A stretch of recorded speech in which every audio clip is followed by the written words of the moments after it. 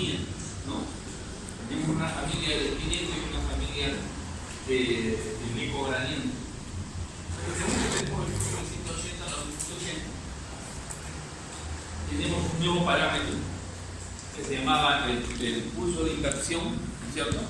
Y tiempo de inversión, la distancia entre el primer pulso de 180 y el de 90 se llama tiempo de inversión.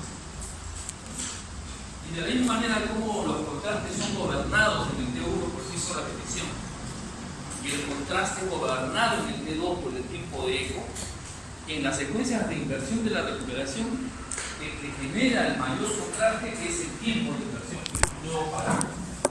Lógicamente repetimos todo y tenemos el tiempo de repetición, el tiempo de eco, ya sabes. Estas secuencias están basadas en la magnificación longitudinal. Podemos unir tejidos esperando que pase por el punto cero para poder eliminar. Y aquí hay una parte interesante que se llama la reconstitución modular y la reconstitución real. ¿Okay? Es la que me interesa ver ahora. Estos datos dan lo mismo. Hay un mayor contraste debido a que la inversión está por debajo de la línea de cero. Ya en el sistema de inversión. En tiempo de inversión, intervalos de punto de tiempo, esta parte ya lo habíamos visto, las características de eso. ¿Okay?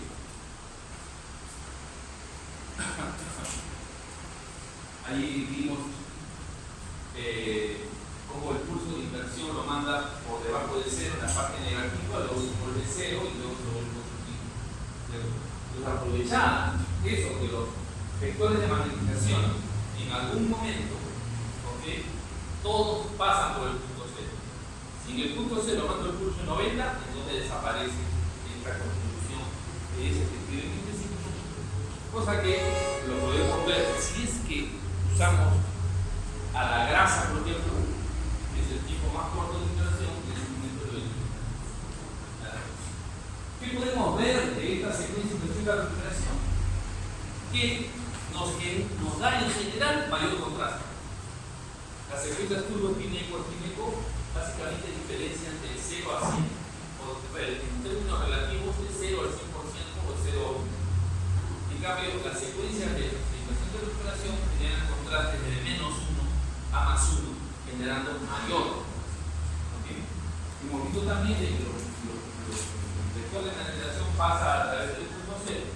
Y si yo puedo saber en qué momento pasa el punto cero, puedo eliminar esas. ¿Okay? De manera muy conveniente,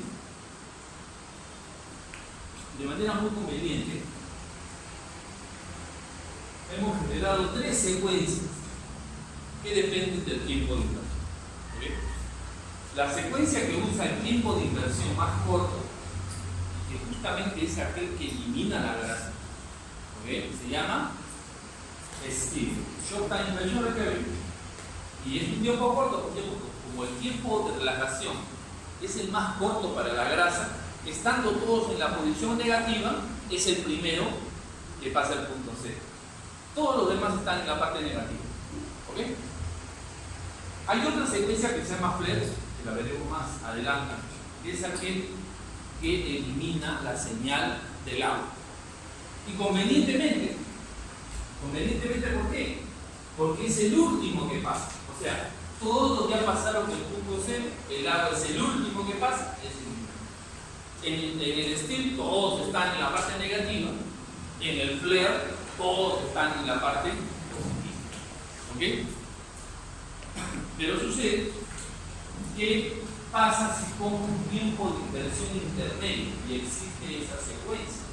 Cuando yo tengo un tiempo de inversión intermedio, podría darse, como en este caso, por ejemplo, que nosotros podríamos tener magnetización, ¿verdad? Algunos en el lado positivo y algunos en el lado negativo. ¿Okay? Eso nos va a traer una controversia. ¿Okay? Y vamos a explicar esta parte. ¿Cuáles son? Tengo una charla que se llama los números de la resonancia. Los números. ¿Cuáles son los números de la resonancia? ¿Okay? vamos a recordar en el colegio, ¿ok?, cuáles son los números que íbamos necesitando para hacer operaciones, para cumplir ciertas metas. ¿Okay? Imaginémonos nosotros que somos los hombres de las cavernas. ¿Okay? Y hemos cazado algunas cosas, algunos animales, pero los hemos recolectado. Y probablemente empezó en una época la domesticación. O sea, ¿para qué voy a salir a cazar animales todos los días? Mejor los crío. Y cuando está grandecito, no tengo hambre, ¿cierto? Ahí empezó la agricultura, la ganadería. Entonces imaginemos que este hombre de las cavernas viene pues en un corral, con una cueva de los animales y quiere saber cuántos tiene. Por supuesto no sabe matemáticas, no sabe contar. Entonces probablemente un palo o una madera, ¿no es cierto?, con una piedra va marcando, ¿ok?, el número de animales que tiene. Si tiene un animal, una marca. Si no, todavía no sabe que es un número. Imagínense pues, ¿cómo contaban esos hombres de la cadena las cosas que tenían? Evidentemente que las contaban uno por uno. ¿Ok? Era 1, 2, 3. O sea, de manera natural. Imagínense a un hombre de la cadena contando 1.3, 1.7. No contaba. De manera natural contaba las cosas. Por eso acá tenemos el conjunto de números naturales, que son los que nos sirven para contar. 1, 2, 3, 5, 6, ¿no? Nadie dice 8.5, ¿no? Nadie usa esas cosas. Por eso esos números, ese conjunto de números se llama conjunto de números naturales. ¿Ok? Que son básicamente enteros y positivos. ¿Ok? Enteros y positivos. Y es evidente que puedo hacer una serie de operaciones. Y todos los voy a encontrar acá. Entonces, si yo digo 2 más 1, 2 más 5, 2 más 3, acá está el 5. O sea, voy a poder hacer operaciones. También puedo restar, ¿no es cierto? 5 menos 3, ahí está el 2. ¿No es cierto? 3 menos 2, ahí está el 1. ¿Ok? Es evidente que ahora voy a ir 4 menos 5, no tengo. O sea, ese conjunto de números es suficiente ya para hacer, no se puede. ¿Qué es lo que nosotros hacíamos en la primaria? Antes de que llegara la teoría del conjunto solamente nos enseñaban la aritmética. ¿Okay? Desconocíamos perfectamente en primera y primaria qué cosa eran los números negativos. Entonces nosotros necesitamos los números, en este caso, estos son el conjunto de números naturales. ¿Ya se acordaron, no? Qué bueno. ¿Okay? Pero existen los números enteros negativos. Si nosotros unimos el conjunto de números naturales con el conjunto de números enteros negativos, voy a tener el conjunto de números. ¿Cómo se denota eso? ¿Con qué letra? R.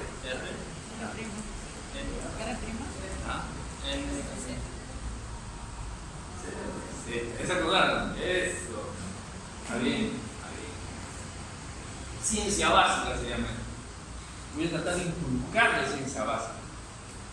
Hace poco hay una gente que trabaja en Silicon Valley y un peruano trabaja en Netflix y hablaba justamente de eso, que para desarrollar realmente, o sea, puedes tener toda la computadora, pero si no sabes matemáticas no vas a saber. Si no tienes idea de estadística, no vas a saber. Entonces, la sumatoria del conjunto de números naturales más los enteros negativos, cero por supuesto, nos da el conjunto de números enteros. Entonces ya podemos hacer ese tipo de operaciones. Por supuesto también podemos ¿cómo se llama? Dividir, ¿no es cierto? 4 entre 2 será 2, 6 entre 3 será 2, ¿ok? 2 entre 1 es 2 y 1 entre 2 ya no puede. ¿Ok? 1 entre 2 no se puede. Entonces, por lo tanto, necesitamos otro conjunto de números. ¿Ok? Que me diga cuáles son, ¿no? Entonces, entre los números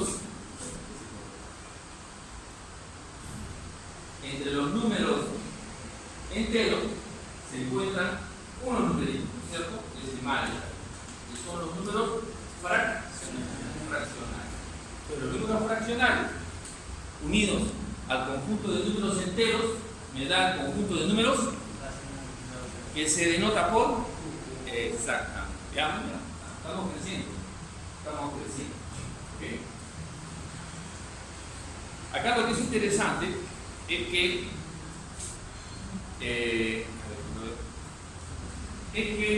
los números fraccionarios tienen ciertas características. Por ejemplo, si yo divido 1 entre 2, será igual a 0.5. Si yo divido 1 entre 3, será 0.3 y se alargará así de manera periódica. ¿Okay? Entonces, o bien es determinante o tiene una periodicidad. ¿Okay? Esos son los números racionales, inclusive los enteros. O sea, el 3, el 6 entre 2, etc. O sea, todos los números ahora racionales pueden ser inclusive expresados como una división. ¿Okay? Todos los números pueden ser expresados, inclusive los números fraccionarios, inclusive los números pero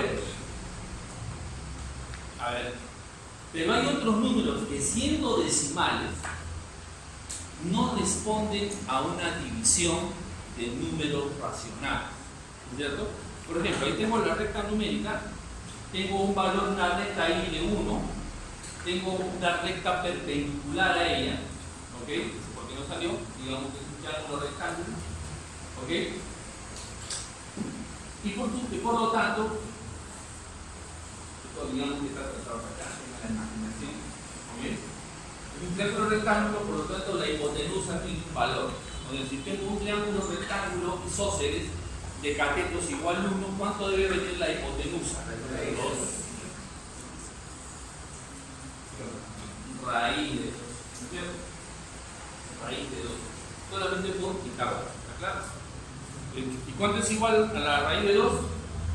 Eso que está ahí, es un número que no tiene ninguna periodicidad y no ha partido de una división de números racionales.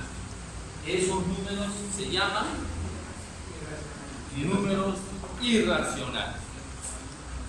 Ahí tenemos la base de los ritmos neperianos, que tenemos el valor de pi, etc. Una serie de valores de números que son decimales, pero que no tienen periodicidad y por lo tanto son irracionales. Que unidos a los números racionales me da el gran conjunto de números reales. Números reales. ¿Okay? Entonces, quiero que ustedes entiendan, ¿okay?, que, digamos, la matemática no es una invención, la matemática es una necesidad de reflejar aspectos físicos, ¿okay?, necesidades del ser humano. ¿Okay? Medir el valor de pi tiene que ver con medir circunferencias, encontrar constantes que se repitan, ¿no? Si nadie hubiese hecho una circunferencia, tal vez no nos interesaría esta parte. Entonces la matemática se va ampliando en la medida que tenemos necesidad. ¿Okay? Por eso es que la resonancia magnética usa un conjunto, o sea, ha tenido no solamente la resonancia magnética, la electrónica, la radiodifusión y una serie de la óptica. O sea, hay muchos campos en los cuales necesitan o es insuficiente el conjunto de números reales. Es insuficiente, hay cosas que no se pueden hacer. Por eso, hay toda una historia a través de eso. Alguien generó un nuevo conjunto de números, ¿no es cierto? A ese conjunto de números, efectivamente, es casi una creación, porque una necesidad, una creación prácticamente. Pero los números imaginarios, ¿ok? Que son otro plano, ¿ok? Los números imaginarios son los que requieren la resonancia magnética, que unidos a los números reales, claro, formando una recta superperpendicular, casi un plano, ¿okay?, se forman el conjunto de números complejos. ¿Okay? Entonces, todos los números ahora pueden ser vistos como un número complejo. ¿Ok? Hay números reales que digamos, tienen una parte real y además una parte irreal que probablemente valga 0, digamos. ¿Ok? O sea, todos los números pueden ser representados como un número complejo. Por ejemplo, si tenemos un punto ahí en el espacio, ese punto, ¿ok?, es un número complejo que efectivamente tiene un valor, ¿ok?, un valor real y un valor en los números imaginarios. ¿Cuál es el valor de i? ¿Se acuerdan ustedes? Raíz cuadrada de menos 1. Es casi como un imposible en matemáticas. Pero, fijémonos ahora cómo tenemos ese punto. Ese punto está ahí, es un número complejo y es, digamos, una expresión binaria, porque tiene dos conjuntos a su vez en lo uno. ¿Qué manera de expresar puedo tener? Ahí tengo mi proyección con número imaginario y mi proyección en la zona real. ¿Ok? Ahora, yo podría unir, o sea, verlo como un punto, pero también podría poner una recta aquí, ¿no es cierto?, que se llama módulo. Este valor es interesante porque por Pitágoras también este valor reflejaría a este propio número. ¿Ok? Acuérdense que para hacer esta recta necesito elevar esto al cuadrado, y sacarle la raíz cuadrada y voy a tener este valor de aquí. Y este valor de aquí también puede representar a este número. Ese se llama módulo. Y también puede ser expresado o determinado por un ángulo. Ese ángulo se llama el argumento. ¿Ok? Y que, como veremos más adelante, cubre una necesidad de expresar una característica de las ondas de radiofrecuencia que son la fase. Aparentemente la fase no puede ser representada con los números reales. Por eso necesitábamos de los números imaginarios para poder ser representados. ¿Okay? Tomemos algunas ideas. Fíjense que, como siempre, este valor depende de Pitágoras. Al final siempre lo elevamos al cuadrado. Si tienes un número positivo y le elevas al cuadrado, será un número positivo. Si tú tienes dos números negativos, un número negativo elevado al cuadrado, siempre será un número positivo. Por lo tanto, a eso se le llama módulo. Módulo o valor absoluto, ¿ok? Que es el cual que pones el número y lo divides en dos barritas, ¿no es cierto? Y ese número 5, el módulo, ¿ok?, o el valor absoluto será de 5. Si es menos 5, le pones las barritas y el valor será de 5. ¿Ok? Eso es lo más sencillo. Muy bien. Fíjense que a pesar que de acuerdo a los valores, a las posiciones de los cuadrantes que puede tomar ese módulo, sus componentes pueden ser positivas o negativas, el valor del módulo siempre es positivo.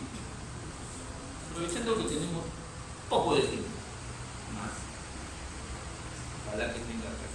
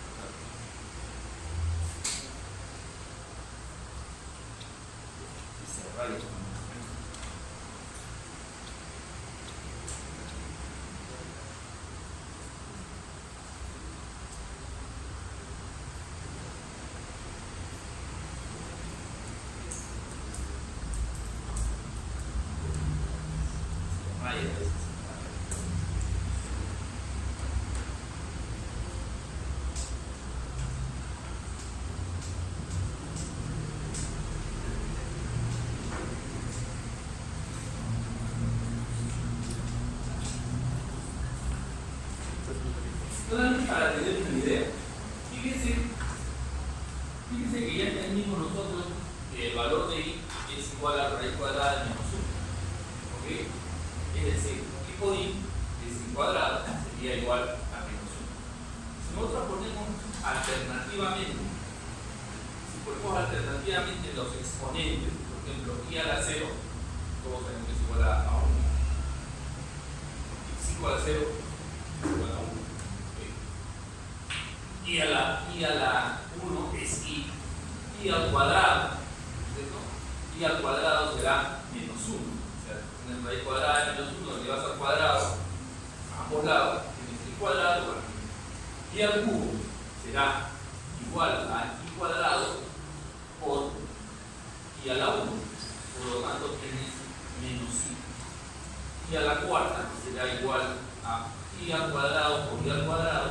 O sea, 1 menos 1 por menos 1 es igual a 1. Y así alternativamente.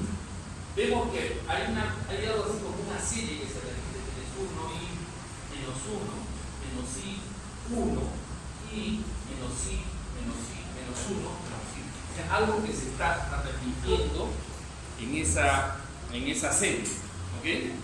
Lo podemos mostrar acá separando, o sea, convirtiendo, dando una expresión binaria como un número complejo, donde tenemos una parte real y una parte imaginaria.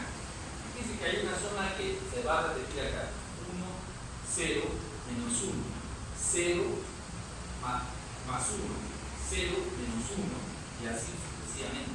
O sea, hay algo que se está repitiendo, algo así como una serie. ¿Ok?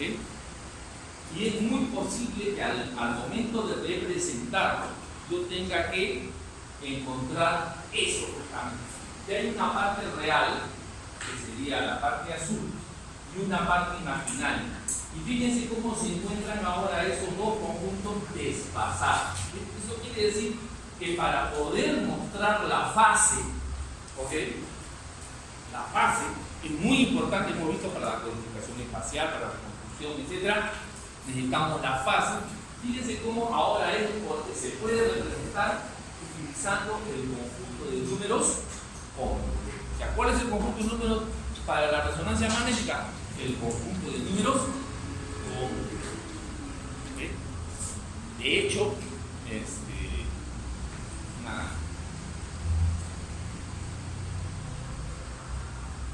una clase de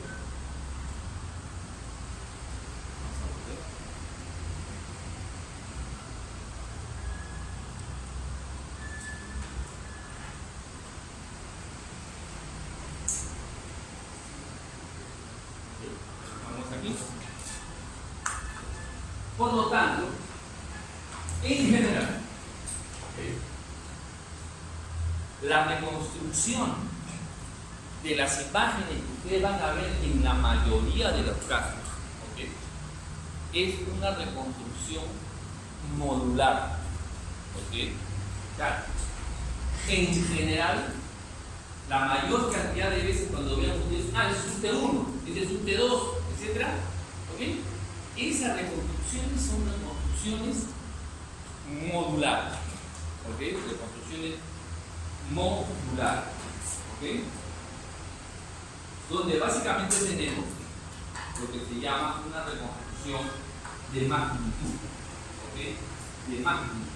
Pero en algunos casos vamos a tener que necesitar solamente hacer una reconstrucción real. O una reconstrucción en fase. Ahí viene la complejidad.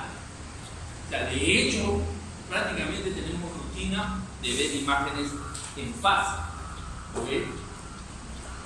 Y esta es una idea muy clara que deben tener. La resonancia magnética tiene una mayor cantidad de información fisiológica, cualitativa, cuantitativa, mucho mayor, por ejemplo, que la tomografía computada por momento. Hay muchas más cosas que nosotros que escapan, va más allá que solamente la representación morfológica. Por eso que se hace un poquito más. Entonces, donde vamos a verlo, por eso lo hemos apuntado, en los pocos casos donde vamos a ver una reconstrucción real de una reconstrucción modular, Cuando digo modular me refiero a los números complejos en general. ¿Okay? Y cuando digo real, estoy solamente usando la parte real de los números complejos. La parte real, la parte imaginaria. De hecho, también podemos hacer una reconstrucción solamente de la parte imaginaria. ¿Okay? Pero acá nos va a servir justamente debido, fíjense abajo, tenemos una reconstrucción real, una reconstrucción imaginaria, una reconstrucción de magnitud, ¿okay? Modular, y tenemos una reconstrucción de fase. Ya, podemos tener todas esas cosas y en algún momento lo vamos a tener que utilizar. ¿Okay? Esto ya lo dijimos nosotros. Para poder saber el tiempo nulo y eliminar una secuencia, sencillamente aplicamos toda esta ecuación, que al final se convierte en solamente esta. ¿Okay? El tiempo de inversión nulo es el T1 de ese tejido multiplicado por los logaritmos neperianos del valor de 2. Como esto de acá es 0,7, lo único que tiene que hacer es, para saber el tiempo nulo y saber cuál es el T1, multiplicarlo por 0,7, ¿ok? Y ahí tendremos el tiempo de inversión nulo. Como los tiempos de inversión, como los tiempos de adaptación dependen del campo magnético, estos valores van a depender de la intensidad de cada campo. ¿Okay? Es posible tener en un centro un equipo de 0,5 teta, un equipo de 1 teta, un equipo de 0,7, un equipo de 1,5 y uno de 3 teta. Entonces, para poder programar, vamos a tener diferentes valores dependiendo de qué equipo estemos trabajando. ¿Okay?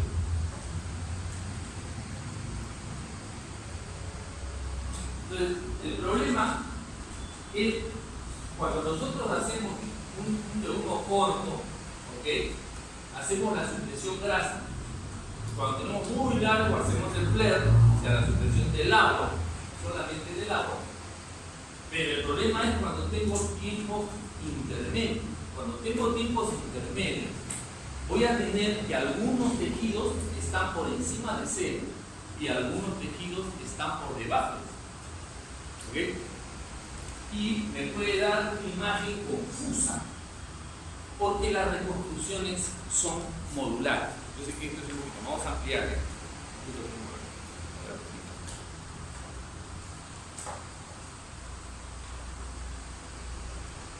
es el strip físico, ¿no es cierto?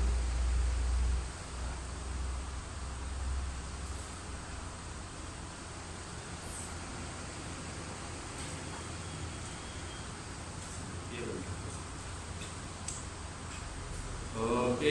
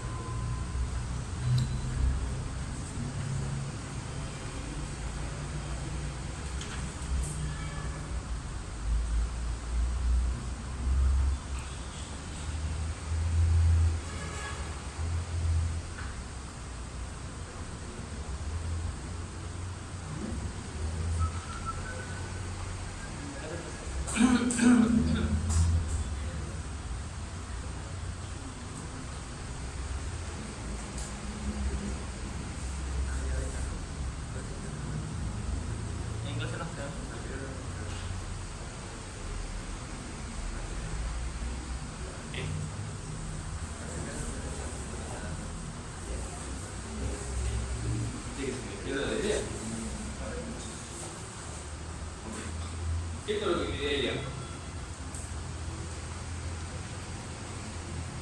Cuando usamos lo que se llama un T1, un T1 IR intermedio, que más o menos de 400, vamos a tener que algunos tejidos ya pasaron y otros todavía no pasan el punto 0. Fíjense qué sucede con dos tejidos. Miren, estos tejidos tienen el tiempo de relajación diferente, pero si yo en este punto les hago el tiempo de inversión, voy a ver, digamos, si este mide menos 100 y este mide más 100, si yo hago una reconstrucción modular, los dos van a valer 100.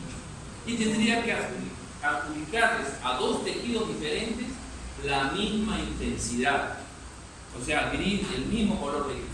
De tal suerte que me generaría en la imagen una conclusión. ¿Ok? ¿Por qué? Porque en general las reconstrucciones son modulares. ¿Ok? Las reconstrucciones son modulares. ¿Qué significa la modular? Es que cuando este vale menos 50, ¿ok? Este también vale menos 50. Perdón, este vale 50 y este también vale 50. ¿Ok? Pero ¿qué hago yo? Como la reconstrucción modular, utilizo tiempos de inversión como para que no se genere esa confusión. El estilo que hace, deja que todos pasen a la parte positiva. ¿Ok? ¿Y qué hace el flare? Hace que ninguno pase todavía a la parte positiva. ¿Se dan cuenta? Entonces, en ese momento nunca tengo confusión. ¿Qué pasa cuando tengo un intermedio? Ahí sí tengo confusión. Entonces, en ese momento ya no puedo apelar a una reconstrucción modular, sino tengo que hacer ver que estos aparezcan con sus propios valores para que no se para que eso suceda. Ya no se usa una reconstrucción modular, sino una reconstrucción real, o sea, como si solamente estuviera agarrando esta recta, los datos de esta recta y reconstruyo. En ese momento, ahí sí voy a ver, ¿ok? Ahí sí voy a ver que uno es positivo y el otro es negativo, y al ser valores diferentes le voy a asignar valores o intensidades diferentes. Esa imagen que ven ustedes arriba es una reconstrucción real. ¿Cómo la diferencio? Porque el fondo es blanco, ¿ok? Porque el fondo es blanco. Ahora, escucha, ¿qué tal la explicación del profesor tan larga? Es que si no, no se entiende algunas cosas. Se van a encontrar en esta secuencia. Esta es una secuencia, como ven ustedes, ahora sí se ve potencialmente 1. ¿Ok? Y tiene una característica interesante: exacerba la sustancia blanca frente a la sustancia gris. ¿Y para qué sirve? Para poder ver muy claramente, ¿ok?, los giros y las circunvoluciones cerebrales, como lo pueden ver. Entonces, hay una serie de alteraciones congénitas, como por ejemplo la agilia, o sea, cuando lo que se llama la lisencefalia, o sea, cuando no tengo esta, sino más bien es una cosa lisa, es como cuando ustedes arrugan su frazada y después la tienden en la cama y la estiran. Eso, no hay circunvolución. Hay paquigilia, donde los hilos son muy gruesos. Hay lo que se llama también, esto que se llama las heterotopias. Bien, estoy dando datos que luego en nuestra vida real lo vamos a entender. Por eso esas palabritas, yo cuando me venía una, yo las apuntaba para poder luego entender, porque no puede saberlo todo. ¿Qué es una heterotopia? Desde el punto de vista del desarrollo del cerebro, las neuronas se forman de una parte central y luego migran hacia la corteza cerebral. ¿Ok? Migran. ¿Ok? Hay algunas partes de la sustancia gris que se quedan en la sustancia blanca, que son los ganglios basales. Pero a veces, en este recorrido vemos como una cantidad de sustancia gris se encuentra dentro de la sustancia blanca. Eso se llama las heterotopias o problemas de migración neuronal. Se ve muy bien y a veces pueden ser confundidas con un tumor por lesiones pseudotumorales. Entonces, estas imágenes de IR, que más o menos oscilan entre 300 a 400 milisegundos de tiempo de inversión, deben ser reconstruidas del modo real, ¿ok? Del modo real. Por una cuestión que desconozco, probablemente porque ya existen otras secuencias milimétricas que me ven mejor el esto. Por ejemplo, General Electric no ha desarrollado. En cambio, Siemens y Philips sí han desarrollado. Claro, tú puedes hacer una reconstrucción real o puedes hacer una reconstrucción. eso no nos permite, y General Electric todo lo hace modular. ¿Okay? Muy bien, entonces ya tenemos el Short Time Inversion Recovery, que cosa es el tiempo corto, y que está hecho justamente como el tiempo de inversión para eliminar la grasa. Luego invierte las señales, porque el agua que está más abajo, como tiene un valor más negativo, pero al volverse positivo se vuelve con mayor señal, por eso la imagen se parece a un P2. ¿Ok? El skip se parece mucho a una secuencia de 2. ¿Ok? Entonces, acá, por eso, toda esta explicación, porque si no, ya miren, ustedes, desde uno de ellos y la reunión real, o sea, no tienen la menor idea de qué es eso. Ahora, por lo menos tienen una idea, no estoy diciendo que sepan todo. Pero lo interesante es saber que en el proceso de reconstrucción, aquí le asigna un giro o una fase diferente, ¿okay? De tal suerte que lo puedo determinar en la reconstrucción para saber que estos dos son diferentes ahora sí. En la reconstrucción modular son iguales, en la reconstrucción real son diferentes. Acuérdense que aquí es negativo, 0 positivo. Por lo tanto, este es menos 50 y este es más. Profesor, disculpe, cuando usted dice, usted planteó lo de los números complejos y puso el plano cartesiano contando el eje de las coordenadas con los números imaginarios y el eje de las divisas con los números reales, entonces yo estaría tomando solamente una parte. Exacto.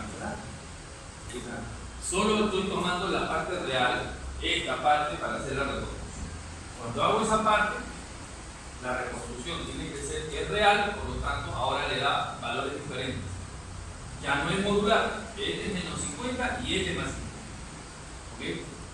En ese caso, ya no se conserva. Si hago modular, estos dos se repetirían. ¿Ok? Uno de los pocos casos donde se usa una reconstrucción modular. La mayoría de casos que van a ver se repiten.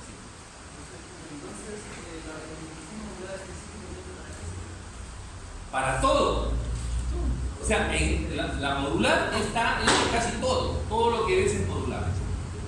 Este es uno de los pocos casos donde usa real. ¿Ah?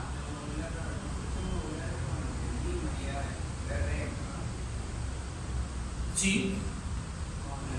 Podría decirse que sí, pero es la que demuestra generalmente las imágenes de resonancia magnética. Vas a tener a veces que se hace la resolución real, como en este caso. Hay imágenes de fase, ¿okay? Y hay imágenes solamente imaginarias. ¿Okay? En el transcurso vamos a ir viendo algunos casos.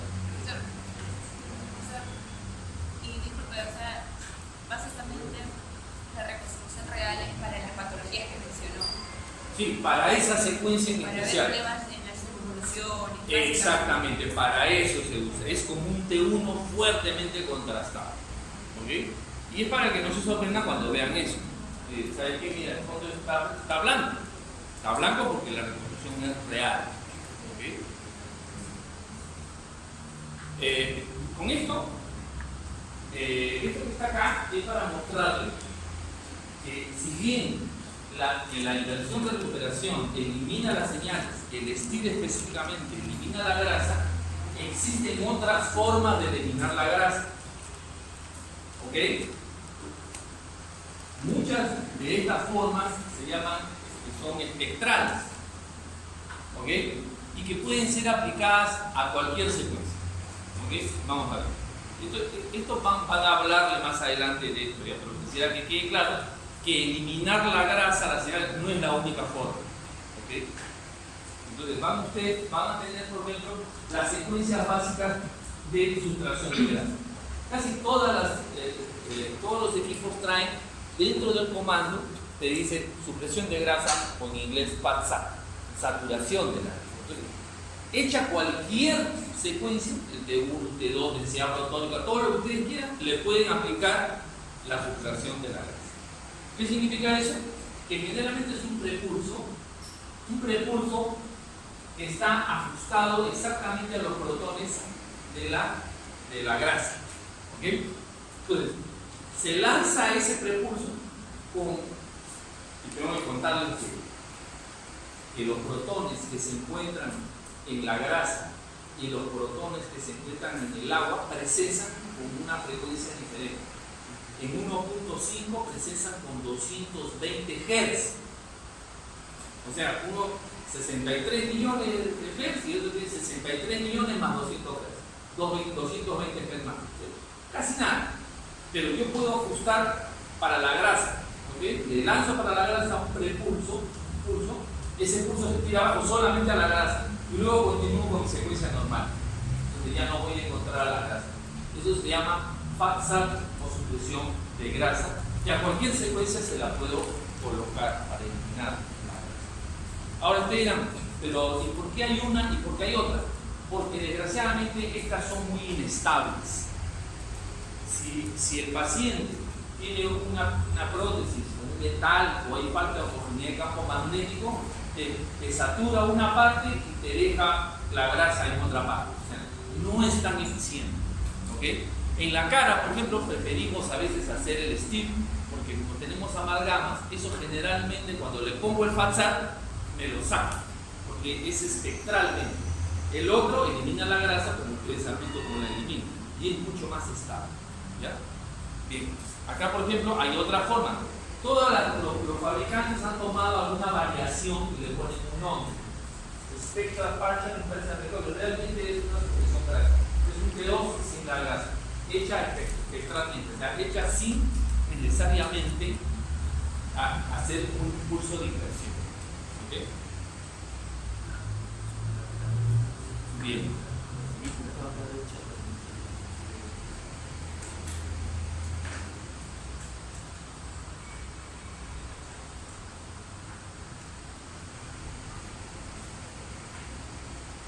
Hay que tener cuidado porque a veces en la interpretación todo lo que brilla no es oro. Un hiperseñal en T1 puede ser grasa, pero también puede ser sangre, o puede ser proteína desecada. ¿Okay? La mucina o proteína desecada empieza a parecerse a la grasa, y de hecho se ve hiperseñal en T1. O sea, no necesariamente va a ser grasa, por eso. ¿Ya? Entonces, para que cuando se encuentren con proteína, mucina, coloide, podemos encontrar ahí con hiperseñal, pero realmente lo que tiene ahí es proteína desecada, una proteína muy fuerte que se parece mucho a la grasa. ¿Okay? Bien, en esos casos, si es que le aplicamos una supresión grasa, no va a desaparecer, se va a mantener, porque no es grasa, solamente desaparecerá la grasa.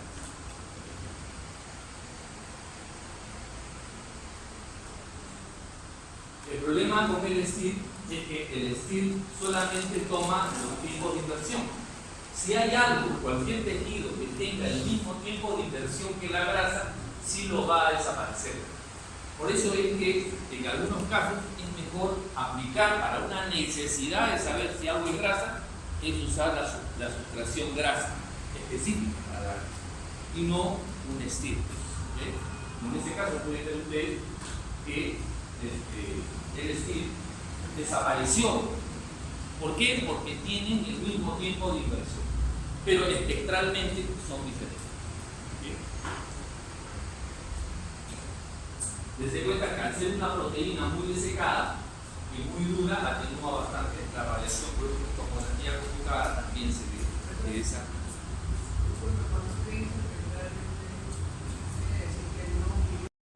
Ustedes hacen un clic ahí y la secuencia que ustedes tenían ahora va a aparecer sin grasa.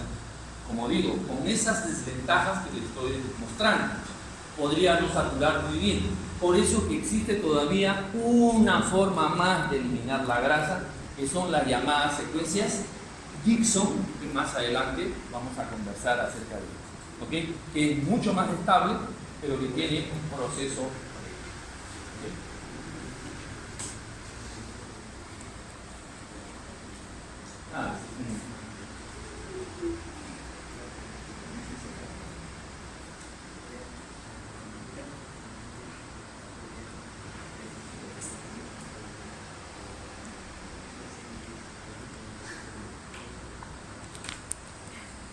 Esto lo mostramos el STIR que saca la grasa, pesar de que los pacientes tienen amalgama, ¿ok? Es muy estable. Ahí en este caso para ver una lesión, un pequeño tumor intraconal, extra nervio óptico, y lo puedo definir claramente. Ese es el STIR. El STIR suprime la grasa y hace brillar los líquidos, por lo que hemos hablado. ¿Okay? O sea, en realidad esto se parece más bien a un T2, pero esto es magnificación longitudinal, ¿cierto? Hemos eliminado la grasa y el agua que se encuentra en la parte negativa, más negativa, es decir, menos 1000, por decirte, como es modular, se convierte en más 1000, por eso es que brilla en la imagen. ¿Okay? En este caso que tenemos acá, tenemos una fractura por estrés, por ejemplo, contusión ósea. Fíjense, es muy bueno para las articulaciones, los huesos, porque me borra toda la grasa y me hace brillar los líquidos. A veces la grasa también brilla un poco, inclusive en el T2, y podría ocultar una edema. ¿Okay? También nos sirve para inmediatamente localizar cuando tenemos los futbolistas, por ejemplo, ¿no? Miren, existen el carro acá atrás, ¿no? Entonces, para poder determinar la profundidad, el grado de desgarro, lo primero que hacemos es hacer un STIR, porque inmediatamente me borra la grasa y me hace brillar las lesiones, ¿ok? Esa lesión que está acá, aquí en la corva, lo hace brillar. Entonces luego como el T1, el T2, para poder ver la profundidad, entre qué músculos está, etc. O sea, me hace brillar inmediatamente. ¿Ok? Entonces, a lo que es un poco difícil acá en esta imagen es la resolución espacial. O sea, no me permite definir bien qué músculos son. Por eso el T1 y el T2 nos sirven para eso. Pero ya localicé el lugar de la lesión. ¿Ok? O sea que esa es una muy buena secuencia también para desgarros musculares. Acá tenemos un lipoma del cuerpo calloso, ¿ok? Y un STIR lo debe borrar. ¿Okay? Ahí lo ves. Y luego llegamos justamente al T1 migración recuperación que habíamos visto, la reconstrucción modular.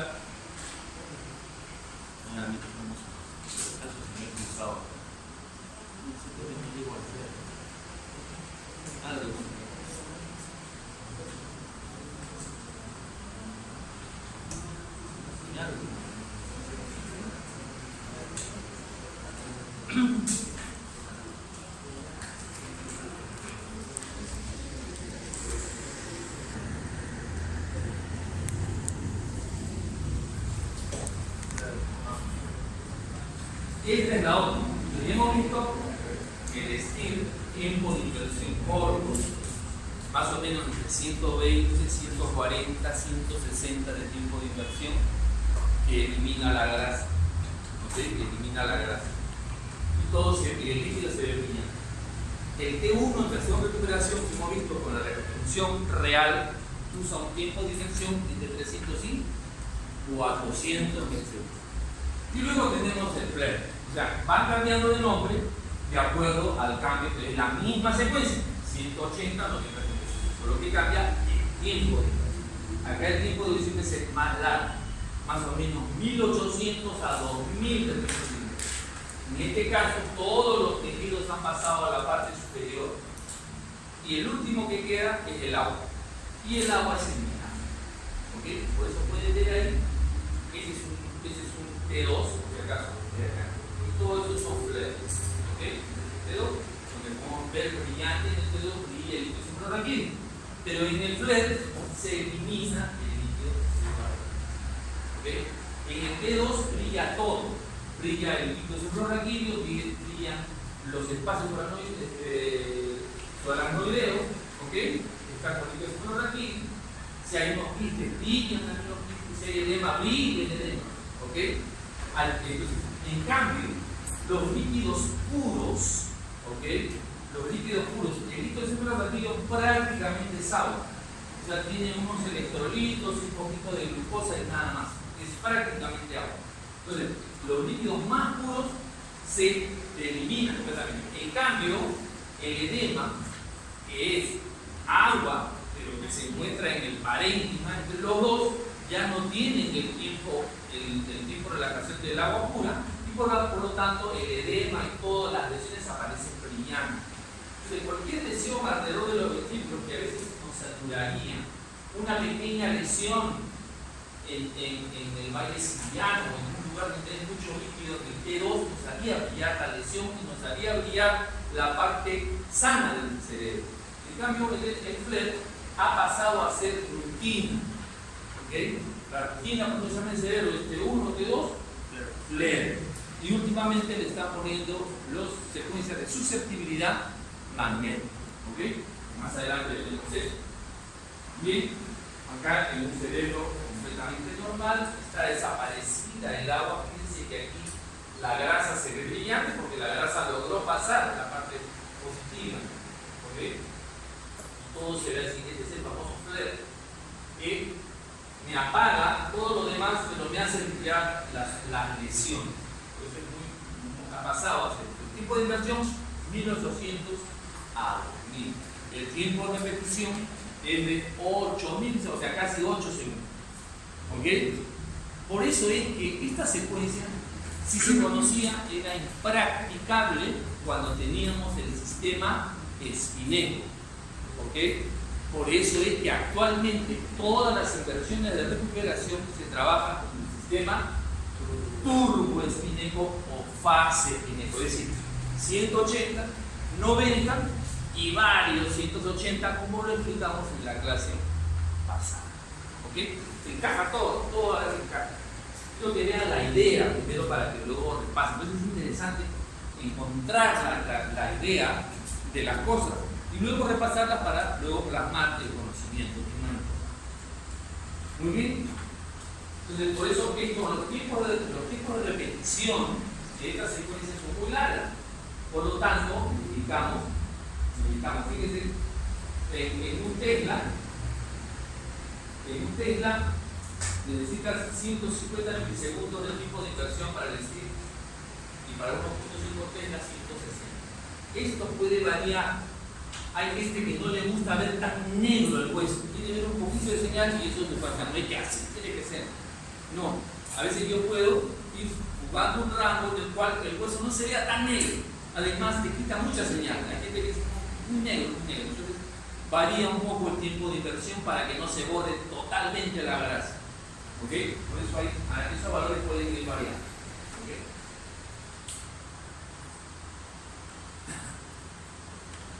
Si se utiliza el recurso de turbo Spineco con tiempo efectivo largo, finalmente con T1 y T2, que suma hasta forma y consiguen que la imagen tenga un aspecto de imagen intensamente ponderada e interior. Mientras bien que la manipulación de la grasa puede lograr la liberación de la luz.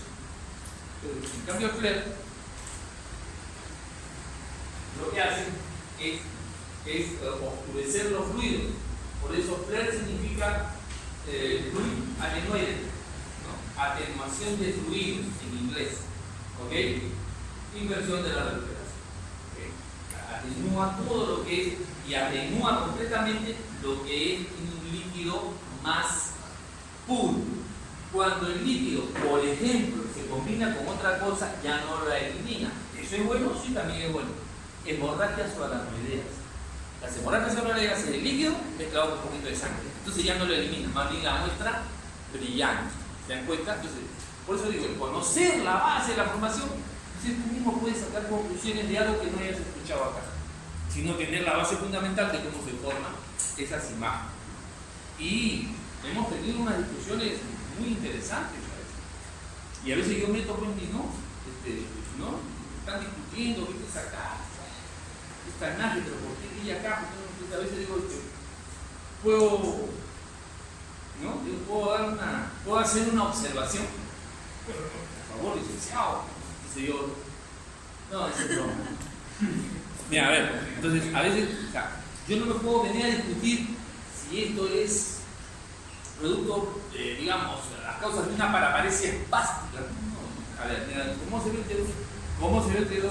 ¿Cómo se ve? ¿Cómo se ve en el FLAIR? ¿Cómo? Ah, ya, mira, esto se ve, por esto, o sea, la metemoglobina se ve aquí, ¿no?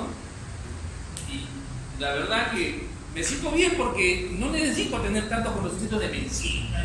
Porque le digo, mira, esto para mí es esto porque se comporta de hecho, ayer hay una imagen media extraña y le digo, a ver, ¿esa es una hemorragia? Sí. Esas lesiones han sangrado el mismo día o no? No, han sangrado diferente. Ya, ¿cuál sangró primero? Y se ponen ahí, ¿no? Y los veo que patalean algunos radiólogos con eso, porque no conocen la base de la formación de la ¿ya? Entonces es importante eso, y eso nos da una participación y te dicen, oye, finalmente, ¿no? O viene Néstor, por favor, apóyanos en esto, ¿por qué se ve esta imagen así? Esto, lo que ya a veces ya no atinan, ¿no? Me están metiendo la pata, papá, esto es así, este es por esto, este es por esto. Ok, pero por eso si conocemos la base de la formación de la imagen, pues la verdad que nos puede ir mejor. ¿Ustedes ven? Y el último que pasa es el agua. El agua, ¿no? Que más lento que todo. Entonces cuando está pasando el agua por el punto cero, todos pasaron para arriba y en ese momento le lanzamos el pulso de inversión. ¿Okay? Entonces ahí ¡pa! Ya desaparece la señal del agua. ¿Okay? No todo ha sido fácil en nuestra vida. Antes nos batíamos por lo que teníamos. Teníamos el P1, teníamos todavía el INECO, teníamos densidad protónica, la masa cobradiza, teníamos pocas secuelas. Entonces, en esa época, diferenciar, por ejemplo, un infarto lacunar. Pues el paciente viene con dolor de cabeza o con algunas parestesias o que se le adormece o no habla bien, etc. Entonces, entra el paciente y a veces en el T2 me muestra eso. Yo digo, oye, es un infarto. Sí, efectivamente es un infarto lacunar, se llama. Que parece una bolita nada más, ¿te das cuenta? Digo, oye, ¿no? La sustancia blanca del lóbulo frontal, ¿ven? Pero el problema no solamente es ese, tiene que ser unidad clínica. El paciente tiene estos síntomas por esa lesión, esa es la pregunta que tiene que responder también. ¿Esta es una lesión nueva que implica los síntomas o es una lesión antigua? ¿Ok? Entonces en esa época lo que hacíamos era usar la densidad protónica. ¿La ven? Fíjense, la densidad protónica. Y la densidad protónica, mira, que nos ayuda un poquito porque aparte de eso veo una pequeña hiperseñal aquí, ¿ok? Y veo otra allá. Pero las hiperseñales en la densidad protónica, no sé si se dan cuenta que hay un halo intenso y hay un halo y hay una señal hipointensa en el centro. Entonces con esa, mira, solamente tendría esa de arriba por lo menos, esa lesión debe ser antigua. ¿Okay? Debe ser una lesión antigua. ¿Okay? En cambio esta de allá brilla allá y brilla completamente acá. Y fíjense el FLER ya, cuando viene el FLER ya te arma todo. Primeramente te ve la zona de aquí. Esa zona brillante debe ser lo que se llama la zona de gliosis. Inmediatamente hay un infarto cerebral. Muere el cerebro. Entonces vienen unos macrófagos a comerse al intestino muerto y deja un agujero que se llena de líquido cefalorraquídeo. Así es. Esa zona se llama zona de malasia. Vayan buscando esta palabra que continuamente van a repetir, ¿no? Se llama zona de encefalomalacia, que puede ser producto de un infarto o producto de una hemorragia. ¿Okay? Y además empieza la reparación. Entonces las glías proliferan y empiezan a tratar de reparar los bordes, digamos, ¿no? Y por eso queda así. Por eso es un infarto antiguo. Ojo, mejor todavía si tenemos una secuencia de difusón, que ya veremos más adelante. Pero fíjense cómo ahora aquí el FLER elimina todo el agua pura, me hace ver el infarto y ver una lesión que efectivamente es una hiperseñal y hay que ver si está. Hay pacientes que son hipertensos que en cierto tiempo cada uno no hacen infarto. Pero es importante definir si el infarto es antiguo o el infarto es ¿no? Si no hay nada, pues tiene una cefalea, una descompensación, digamos, metabólica, lo que sea, y no darle un tratamiento. Muy bien, esas son las particularidades. Ya vamos a hablar de eso. Antes de terminar, como tenemos un poquito de tiempo, quisiera hablarles algo del espacio acá, lo vamos a hacer, algunos datos interesantes. Siempre como una cosa general, porque van a ver los profesores que van a venir, van a tomar de nuevo, ¿no? Entonces ya tenemos una idea de lo que estamos viendo. Es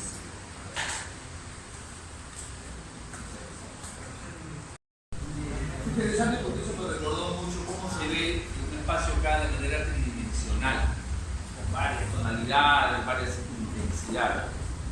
Parece un poco de moda. Este es el espacio acá tridimensional, digamos, ¿no? Donde se ven las amplitudes y las frecuencias. Muy bien. Cosas puntuales. ¿Qué es la diferencia entre una matriz de datos y una matriz de imagen? Una matriz de datos y allá una matriz. Acá, cuando pongo un eco 90, 180 y viene el eco, el eco se digitaliza y se llena una línea de espacio. Y así vamos llenándolo, lógicamente la codificadora de frecuencia, la codificadora de fase, toda esa información al fase. ¿Okay? Y luego se procesa esto con la transformada de Fourier y sale la imagen, la matriz de imagen. Una cosa que hay que entender es que esta esquina de acá no tiene nada que ver con esta esquina de acá. Esta esquina de acá no tiene nada que ver con esta esquina. De hecho, una línea del espacio acá tiene información de todo. Bien.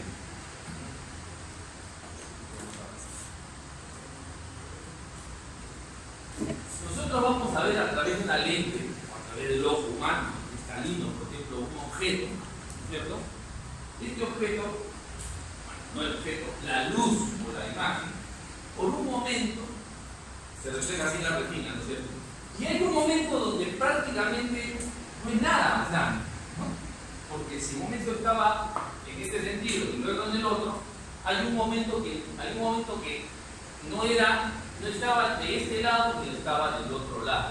En un momento fue información solamente. ¿Okay? Y luego nuevamente continuó la luz y se reflejó en ese punto. Entonces, la transformadora de Fourier es algo así como ese lente, donde en ese momento prácticamente tenemos la información, aunque no tenemos exactamente imagen. ¿Okay? Muy bien. Y ahí lo tenemos. Ese sería el plano del espacio K, que ahí entraría la transformada de Fourier para nuevamente el objeto convertirlo en imagen. Es como si la imagen se hubiese hundido, se hubiese desarmado para volverse a armar y poder reflejar la imagen, por ejemplo, en una película fotográfica en una cámara o en el ojo humano en la red. ¿Okay? Hay unas particularidades que me gustaría desarrollar ahora, unas ideas claras para que ustedes lo tomen y lo revisen. Acá no van a saber la información que se puede dar en hoja. Realmente lo que tienen que hacer ustedes es ampliar ese conocimiento, preocuparse por eso. Muy bien. Fíjense.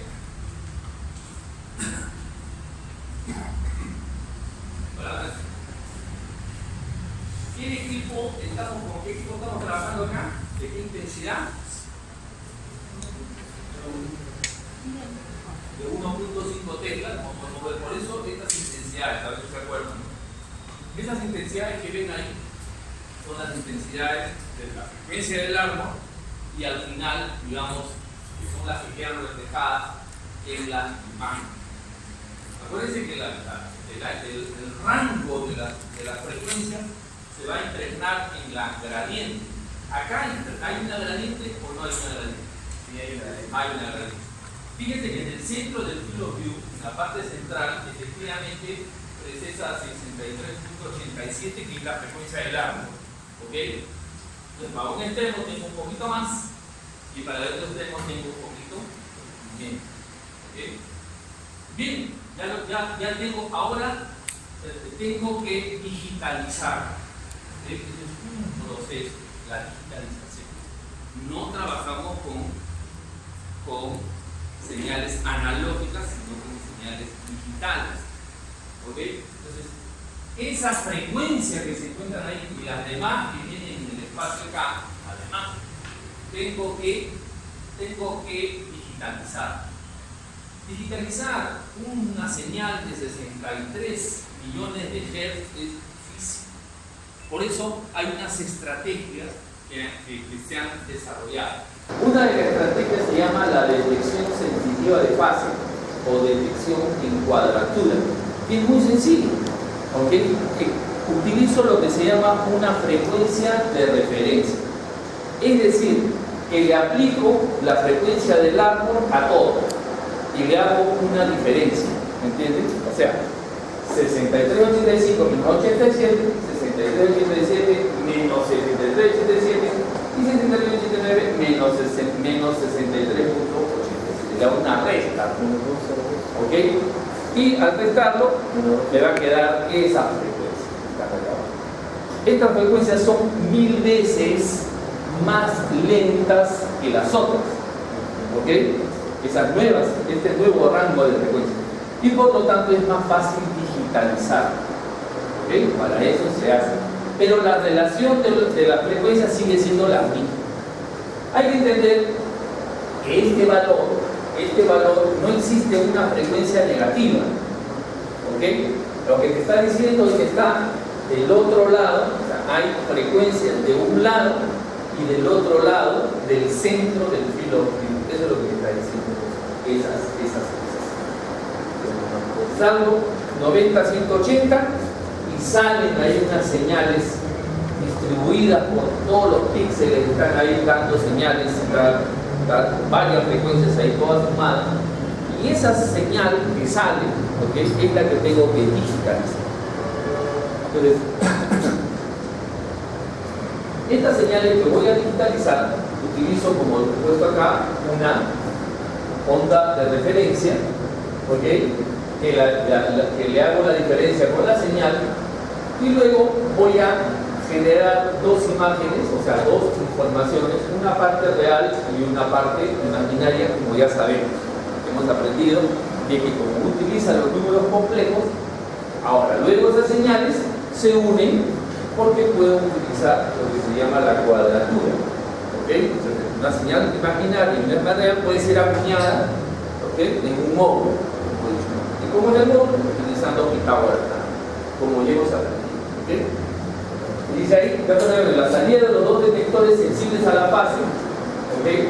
Combinan de una manera que resuelva la información de cada salida se digitaliza por separado. Las señales digitalizadas de ambas salidas se emparejan como número complejo. Número complejo con una parte real y una parte imaginaria, y qué suerte que ya lo hablamos, ¿cierto? Ya se invirtió de la parte. Muy bien. Para digitalizar, lo primero que tenemos que hacer es utilizar lo que se llama el muestreo, ¿no? Al final siempre tengo una señal de ley, ¿okay? Entonces yo tengo que tener una estrategia. No puedo digitalizar toda la señal completa. Esa señal tiene varios puntos, infinitos puntos realmente. Digitalizar todo eso significa que me llenaría rápidamente una computadora más grande del mundo. Entonces tengo que tener una estrategia, por eso no puedo digitalizar toda la señal, sino puedo tomar una muestra que luego sea representativa de toda esa población y poder ver lo mismo que hacemos en una encuesta. Yo trabajé en encuestas políticas. O sea que a la semana que estaba trabajando me mandaron a Cuba. O sea, mis paisanos tienen que decir, yo una encuesta, ¿cuánto cuesta eso? Y querían pegar, era terrible. Uno, cuando es joven, uno se enfrenta a lo que sea.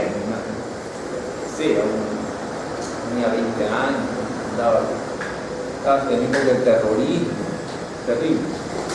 Entonces, hacíamos todos el mapa, las manzanas, distribuíamos de manera aleatoria, bueno, todo aprendimos a hacer. Y por eso dicen, no crean, claro. Una cosa que no creas en las encuestas porque al final el encuestador te puede coger resultados, y otra cosa que no creas en el método estadístico. ¿Ok? El método estadístico, pues como un pata decía, oye, si no creo en las encuestas, a mí nunca me han entrevistado, ¿no? Entonces no es un censo, ¿no es cierto? Entonces hay que, lógicamente hay una estrategia para poder definir. Es como cuando tú le echas sal a tu sopa. Si tú le echas sal a un lado de la sopa y no la mueves, entonces tú agarras por donde está al lado de la sal, salado, y por donde está al otro lado de la sopa, está sin sal. Si tú lo remueves todo, Entonces tú puedes tomar de cualquier parte y siempre va a tener, entonces tienes que ganar la población. ¿Ok? Bien, entonces lo que hacemos es tomar una muestra. Vamos a poner un poquito más grande para que se vea a toda esa señal del eco. ¿Ok? La tenemos ahí. ¿Ok? Es una señal continua. Y es interesante porque hacemos una estrategia de sacar puntos donde caigan, pero usando un intervalo de muestreo. ¿De acuerdo? Usamos un intervalo, o sea, yo dije, voy a digitalizar cada punto, no importa qué punto, pero cada cierto tiempo. ¿Ok? Ese tiempo es el mismo, porque se llama intervalo de muestreo. ¿Ok? Entonces, no me importa dónde caiga la señal, lo que voy a digitalizar, convertir en series segundos, siempre y cuando yo cumpla con recoger cada cierto tiempo esa señal. ¿Ok? Eso se llama el intervalo de muestreo. ¿Okay? O sea, tengo ahí, pasa el mismo tiempo, recojo, paso tiempo, recojo, paso tiempo, recojo, paso tiempo, recojo. Esa es una estrategia que tengo para muestrear. Ya saqué esa. ¿Puedo tomar más muestras? ¿Puedo tomar menos muestras? También. O sea, vamos a ver hasta qué punto puedo hacer eso. Tomar muchas muestras sería una mejor imagen, pero me tomaría más tiempo y me ocuparía más espacio en el tiempo. ¿No es cierto? A eso se llama el intervalo de muestreo. ¿Ok? Tengo un intervalo de muestreo. Vamos a poner algunas cosas numéricas para entender esto. Todo el tiempo que me demoro para muestrear la señal se llama tiempo de muestreo. ¿Ok?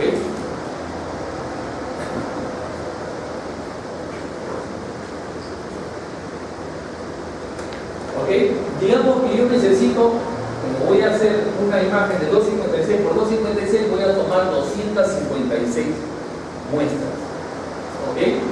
El intervalo de muestreo es de 50 microsegundos, o sea, cada 50 microsegundos tomo una muestra. ¿Ok?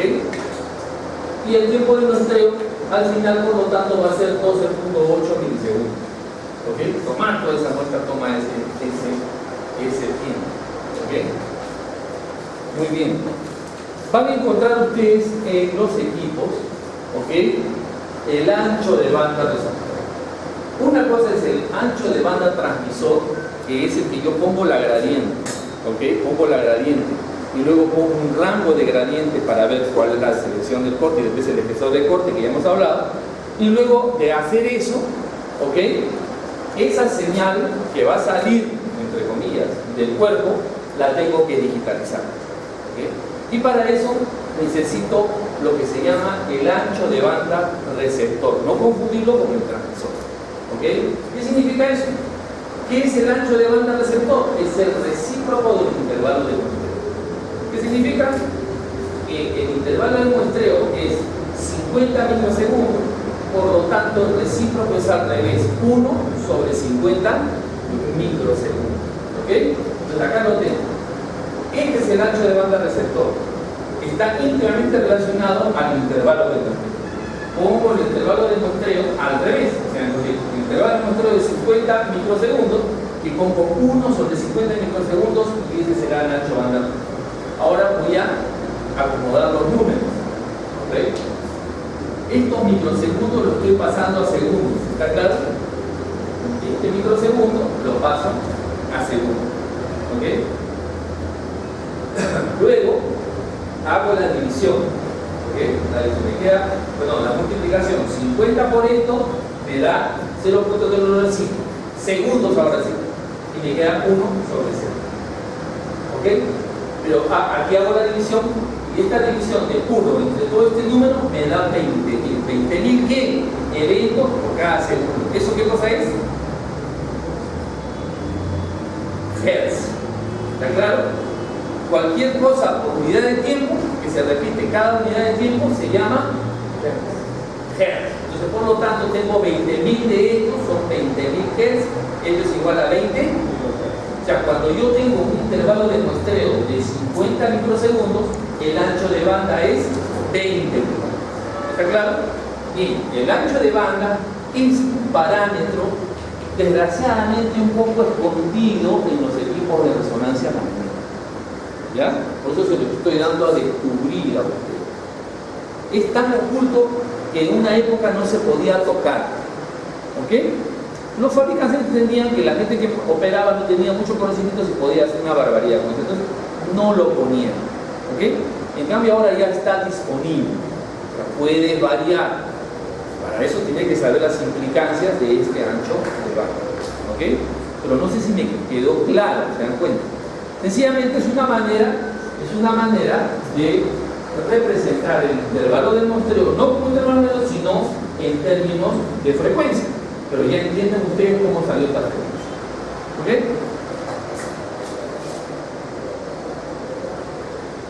Bien, esta es la parte mía. Todo lo que tengo que hacer, porque el licenciado me dijo que se medía en kilohertz. Y ahora voy a mi equipo y no encuentro en esa unidad. Es que cada fabricante tiene la manera de expresar eso. ¿Ok? Efectivamente, General Electric usa lo que se llama el rango de ancho de banda. ¿Ok? Lo tenemos ahí y luego lo expresamos como lo hemos mostrado. ¿Ok? 20 kHz es lo que sería. Si tengo un intervalo de muestreo de 50 microsegundos, tengo 20. Philips, perdón, voy a pasar a Siemens. Siemens lo da hertz por píxel. Entonces, si yo tengo ese ancho de banda de 20.000 Hz, lo divido entre la matriz 256, entonces me va a dar hertz por píxel. ¿Ok? ¿Cuánto sería eso? 78 Hz por píxel. ¿Ok? Entonces, cuando yo tengo 50 microsegundos de tiempo intervalo, voy a tener expresado para Siemens hertz 78. ¿Ok? Bien. Y Philips lo muestra en píxel. ¿Por qué? Porque muestra el grado de artefacto que da. Hay un artefactito que lo voy a mostrar, ¿ok? Y ellos dividen los 220 Hz, ¿se acuerdan que le dije? ¿Ok? Entre la diferencia de frecuencia de presión del protón de agua con el protón de grasa, hay 220. Esos 220 lo dividen entre la variación del ancho de banda por cada píxel y eso le da 2.8 píxeles. Más adelante les van a hablar acerca de los artefactos. ¿Okay? Entonces, para Philips le interesa ese dato. Este dato es mejor cuanto menor sea. ¿Okay? Cuanto mayor sea, hay un artefacto. Lo han puesto de esa manera. Cada fabricante tiene un razonamiento. ¿Okay? Pero parten de la misma cosa. Fíjense que acá hay dos imágenes diferentes, hubiesen sido tomadas mejor con los mismos parámetros, pero en todo caso son imágenes potenciadas entre uno, donde vemos acá que el ancho de banda es 130 y hay un ancho de banda de 25. ¿Okay? La primera implicancia que vemos ahí en la imagen es la relación señal-ruido. ¿Okay? Ese artefacto que yo le di casi es inexistente en unas imágenes con tanto ancho de banda, pero tiene una penalización que es en el ruido. Esta imagen es más ruidosa que la otra debido a... Pero además ustedes podrían ir al contrario. ¿Ok? Si yo tengo una imagen ruidosa y no quiero cambiarle ningún parámetro, ¿qué puedo hacer? Bajar el ancho de banda. Digamos que no quiero mover nada, ni el tiempo de repetición de... voy a dar un poquito más de señal. Para no cambiar nada, ¿okay? Lo único que hacen es cambiar el ancho de banda. Un poquito más bajo y con eso van a tener mejor señal. ¿Se cuenta cómo el conocimiento me llega a modificar algo? Si no quiero, voy a pensar rápido, digamos. Cambiar, bajar, darle un next más sería duplicar el tiempo, ¿me entienden? ¿No? El ancho de banda está relacionado.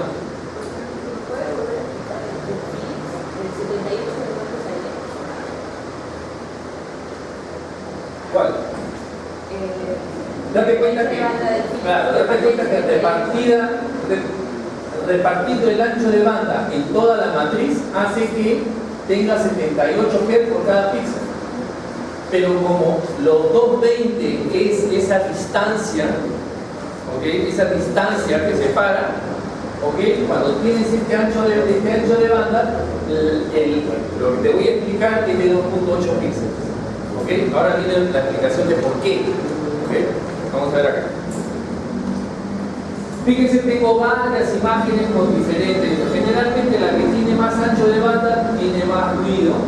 ¿Y qué pasa con la que tiene un bajo ancho de banda? Hay un artefacto. ¿Lo ven o no? Sí. ¿Cuál es? Y una hiposeñal. Una hiposeñal muy fuerte. Hay un hiposeñal. ¿Dónde? En la parte frontal. Y abajo. Y la parte occipital. Allá Dentro más. del espacio. Claro, hay un campo, ¿no es cierto? Ok. Miren. Un descuadre. Ahí está. Esto es lo que se llama el desplazamiento, es un artefacto, desplazamiento agua-grasa. ¿Ok? Water-phase, hay un desplazamiento. Ese desplazamiento, si lo mido en píxeles, me dirá ese desplazamiento. ¿Ok? Entonces acá está bien pronunciado, porque es como si la grasa se hubiese movido hasta acá. ¿Se dan cuenta? Entonces un ancho de banda tan bajo, ¿ok? Un ancho de banda tan bajo, que ha hecho que ese desplazamiento en píxeles que le importa tanto a Philips se muestre como un artefacto. Entonces lo que tienes que hacer es hacer un poquito más alto el ancho de banda para que ese desplazamiento pueda existir, pero que sea pues, de un píxel o de medio píxel, que no se vea en la imagen. ¿Okay? Entonces eso es lo que hace el ancho de banda en la dirección de la codificadora de frecuencia. ¿Okay? Eso es lo que hace el ancho de banda con la codificadora de frecuencia. También van a haber artefactos en la dirección de la codificadora de fase. ¿Ya? Aunque no hemos hablado, digamos, si hubiera un dibujante, si hubiese un dibujante dentro de la máquina, digamos, ¿no? Por hacer una abstracción. O sea, digamos, en una caja hay alguien ahí, en vez de una computadora, hay alguien que está dibujando la imagen, recibiendo la información de su cerebro. ¿Cómo haría? Dibujaría así. Siguiendo la dirección de la codificadora de fase. ¿Ok? Cuando la dirección de la codificadora de fase es así, la de frecuencia es así. Y si yo elijo la gradiente codificadora de fase así, ¿ok? La gradiente codificadora de frecuencia sería así. ¿Ok? Hay ciertas convenciones. Nosotros nos hemos acostumbrado a hacerla en el axial así. ¿Por qué? Porque un dato más que deben saber es que los artefactos de flujo y los artefactos de movimiento siguen la dirección de la codificadora de fase. Entonces se van a dar cuenta ustedes de cuando dependiendo de cada paciente, pacientes que están echados así, que están durmiendo, están con los ojos cerrados, hay otros que están así, moviendo los ojos, abriendo, cerrando, mirando, están ahí tratando de ver quién está al otro lado. Entonces van a ver ese movimiento de los ojos genera un artefacto como una raya que sigue la dirección de la codificadora de fase. Entonces, esa rayita va a ir así en el axial.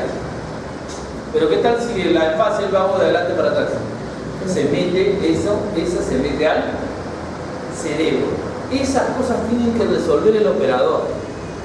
¿A cuenta? Por eso es interactivo esto. ¿Ok?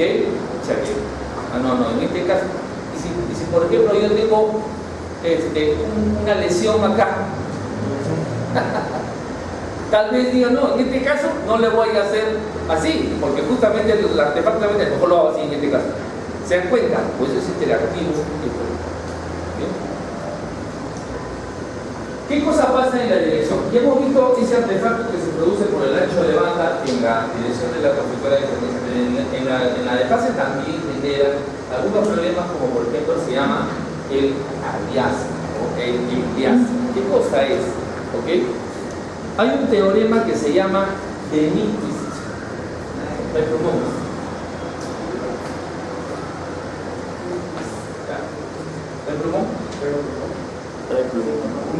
ya a ver, se lo dicto, N, Y,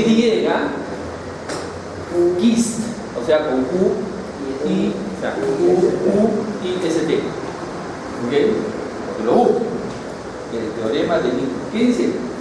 Que para que una señal sea muestreada de manera adecuada, ¿y qué significa de manera adecuada? Que luego de hacer la muestra pueda reconstruir la imagen, la señal, ¿ok? Por lo menos necesito tomar 2 muestras por cada onda, ¿ok? 2 muestras por cada onda. Si partimos por la mitad, la partimos por la mitad, y acá tengo, ¿se dan cuenta? Ahí hay una onda, ¿ok? Una sola, un ciclo. Entonces, yo tengo un ciclo, y en ese ciclo hay 2 muestras, no importa cualquiera, está bien, o sea, no va a haber Elias, ¿ok? En el otro caso, no importa dónde estén las muestras, pero que hayan 2 muestras por cada ciclo, entonces está bien. Entonces, en este caso, por ejemplo, solamente tengo una. Al tener una, no voy a poder, si hago esa reconstrucción, cuando quiero reconstruir, acuérdense que es como tomar puntos y borrar, ¿no es cierto? Es como cuando esos juegos que le dan a los niños para que unan los puntos, ¿no? Para que dibujen uniendo puntos de la misma manera, ¿ok? Voy a tener, finalmente, tengo que luego reconstruir la señal que era. Si la hago y tomo una muestra por cada ciclo, voy a tener una curva que no corresponde a la señal. ¿Ok? Ahora, yo puedo tomar, por supuesto, muchas más muestras, ¿ok? Pero ya hemos dicho, primero, toma más tiempo, y la otra, que ocupa mucho espacio en el mismo, o sea, tendría mucho. ¿Ok? Entonces, para no tener eso, necesito... ¿Qué pasa cuando el ancho de banda o el intervalo de muestreo es muy pobre? Sucede esto que está ahí, que se llama el foldó. También le van a hablar más adelante.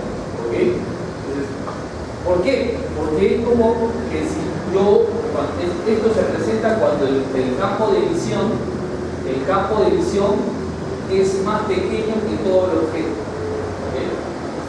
La asignación es fácil, ¿ok? Es como un círculo, ¿se dan cuenta? ¿Ok? Entonces le da acá el valor de 0 y le muestra acá el valor de 360. Eso no quiere decir que se acaba acá, sino que este valor, por ejemplo, donde está el borde del abdomen ahí, es 450. Y del otro lado voy a tener menos 90. ¿Ok? A pesar de que son diferentes, realmente son iguales.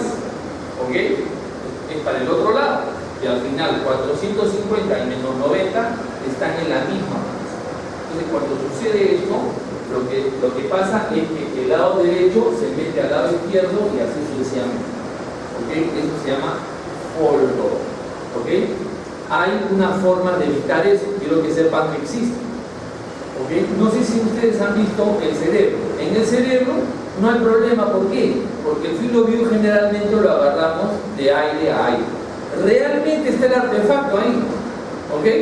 Pero es el aire, no hay señal. Esa no señal se mete a un lado y la otra no señal se mete al otro lado, pero como no hay señal, no hay ningún problema.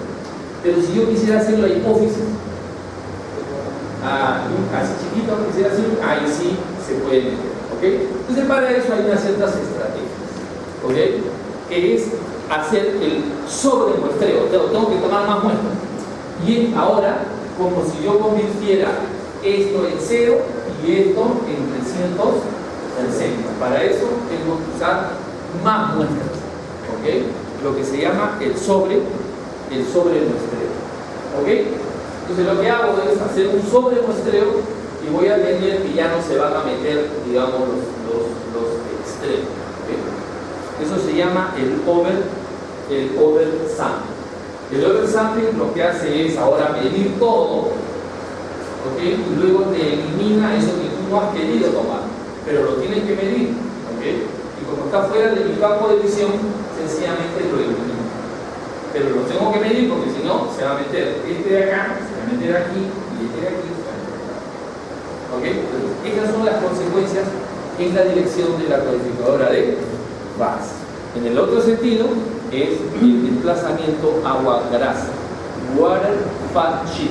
Lo que pasa es que en algún momento le van a hablar acerca de artefactos y van a tomar nuevamente estos datos. ¿Okay? Bien.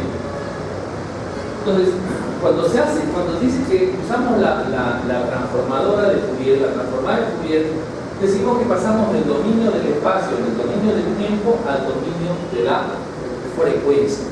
¿Ok? De tal suerte que me interesa el valor de la frecuencia, ya no su amplitud o todo su ciclo.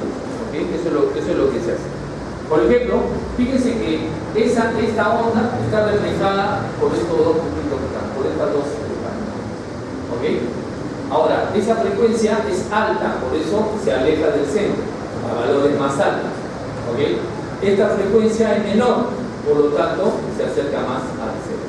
Y en la frecuencia central no existe amplitud. ¿Ok? Entonces, se dice por eso que la transformada de Fourier trabaja con el dominio del tiempo. ¿Okay? De tal suerte que ya no tenemos todas las y tenemos esos puntitos solamente simplificados. La resolución espacial es algo que lo venimos tocando siempre en todas las modalidades. ¿Okay? Y para probar un equipo, un tomógrafo, cuál es su mayor resolución, entonces hacemos un fantómetro, que es ese que está ahí, y le hacemos un batido con la mayor cantidad de dosis y el corte más fino y con todo lo que pueda darle para que te dé la mayor resolución espacial. ¿Okay? Generalmente son plásticos sobre metal, ¿okay? Que te haga un gran contraste con el fondo. ¿Okay? Entonces, tu equipo de rayos X o tu tomógrafo podrá ser visto de acuerdo a lo que se llaman las frecuencias espaciales. ¿Ok? Entonces van a ver que cuando se compra un equipo te van a decir ¿cuál es la resolución de este equipo? No te dice, este puede ver 2 milímetros, 1 milímetro, no, se lo mide en pares de líneas por centímetro. ¿Ok? Cuando tiene, acá por ejemplo hay un par de líneas por centímetro. Par de líneas se llama porque tengo esta que está acá más esta que está acá. ¿Ok? Acá hay una línea y acá hay otra. Si solamente puedo verificar, acá es muy bajo, ¿no es cierto? Es un par de líneas por centímetro. En cambio acá tengo 2 pares de líneas por centímetro. ¿Ok? Tengo 2 pares de líneas por centímetro. ¿Ok? Acá tengo un par de líneas por 2 pares de líneas. ¿Ok? Entonces así sigo viendo más pares de líneas hasta que puede llegar el punto en que ya no distinga. ¿Ok? O sea que ya no distingue entre uno y el otro y eso será lo máximo de mi resolución espacial. ¿Ok? A esta forma de ver la resolución espacial se llama frecuencias espaciales. Y esas son las cosas que denotan el espacio K. El Kx y el Ki en un espacio K que denotan las frecuencias espaciales. ¿Ok? También se puede hablar de números de onda, ¿no? Números de onda también. Y generalmente es ciclos por centímetro o ciclos por metro. ¿Se dan cuenta? En este caso ya no estoy hablando por segundo, como dado la frecuencia, sino estoy diciendo, por ejemplo, ¿cuántas longitudes de onda hay? Acá, en el sentido de acá hasta acá y de acá hasta acá, ¿no es cierto? Hay 2 longitudes de onda. Por lo tanto, ¿cuál será el número de onda? Es 2 por metro. O sea, puede ser 2 por centímetro, etc. Pero en este caso, el espacio K ya no hay el dominio del tiempo ahí, el tiempo no está metido, pero sí está metido el espacio. ¿Ok? Muy bien. Entonces acá tenemos, por lo tanto, el número de onda o su frecuencia espacial, en este caso será 2 por metro. En el de abajo, que tiene una mayor frecuencia, no vamos a decirlo ciclos por segundo, sino que decimos 3.25 el número de ondas por metro. ¿Okay? Entonces, a eso que se llama frecuencia espacial, que es lo que alimenta el espacio. Ahora, yo puedo tener 2 números de ondas iguales, pero desfasados en fase. O sea, en este caso estarían fuera de fase. O podrían estar casi en fase, como en este caso. ¿Okay? Casi en fase. ¿Okay? Entonces el espacio K es un lugar donde realmente lo vamos a alimentar con frecuencias espaciales. ¿Okay? Entonces aquí hay que entender que ya entendimos el muestreo, esa es la primera línea del espacio K. Entonces aquí en un extremo tendremos la primera muestra, ¿ok?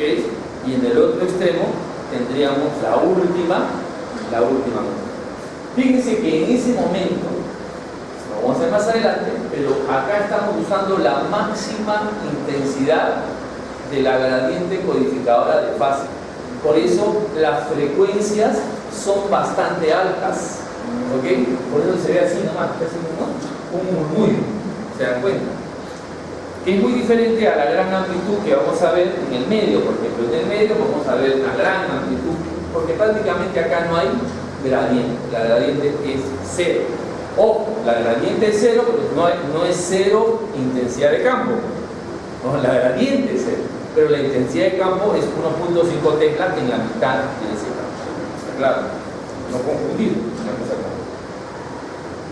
¿Okay? Porque si no hay gradiente, entonces ¿cómo la voy a codificar? No, señor, sino que hemos dicho la distribución, acuérdense, esa de referencia, lo convierte en cero, pero esa posición de cero frecuencia me dice que está en la mitad de todo el espacio. La primera muestra sería la última signo de espacio. ¿Ok? Entonces fíjense acá. Entonces las frecuencias espaciales se van a poner por línea. Esta es una matriz de 256 por 256. Por lo tanto, la primera línea que está ahí, en el KI, sería 128. La siguiente que está abajo, la línea 127, 126, 125, hasta llegar a 0. Luego viene la línea 1, menos 1, menos 2, menos 3, hasta menos 1. ¿Ok? De la misma manera, acá hay 256 muestras por cada línea. O sea, hay 256 líneas y ahora vamos a sacar nosotros en el eje X 256 muestras. ¿Okay? 256 muestras. Ahora, cuando tomamos la primera línea, tenemos la máxima intensidad positiva de la gradiente. Y luego empieza a disminuir hasta no haber gradiente y luego empieza a crecer con polaridad diferente hasta el otro lado. Fíjense que eso quiere decir que en los extremos que vamos viendo hay una alta frecuencia y en la parte central hay una baja frecuencia espacial. ¿Okay? Entonces hay que recordar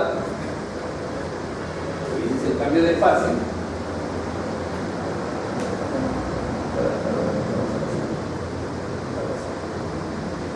Lo que quiero decir es esto que está acá, ¿okay? Para graficarlo, en cierto modo, como la gradiente en cada línea